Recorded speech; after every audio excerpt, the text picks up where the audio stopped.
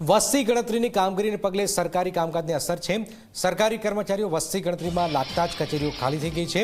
અમદાવાદમાં આવેલી સરકારી કચેરીઓ કર્મચારીઓ વિનાની છે। આરટીઓ ઓફિસમાં જ કર્મચારીઓ ન હોવાથી અરજદારો અકળાઈ ગયા। આરટીઓ ઓફિસમાં કર્મચારીઓના અભાવે અરજદારોના કામ અટક્યા હતા।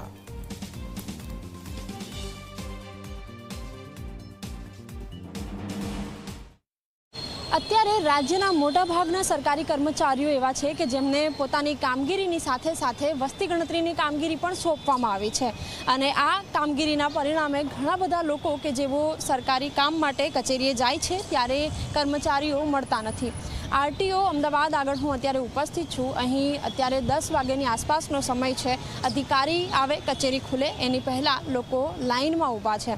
આ માટેનું સૌથી મોટું કારણ એ પણ છે કે અધિકારીઓ ઘણા બધા અધિકારીઓ છે કે જેઓ વસ્તી ગણતરીના કામગીરીમાં જોડાયા છે। પરિણામે આરટીઓની જે અન્ય કામગીરીઓ છે એ અત્યારે નથી થઈ રહી અને ઘણા બધા લોકો એવા હોય છે કે જેમને કર્મચારીઓ મળતા જ નથી।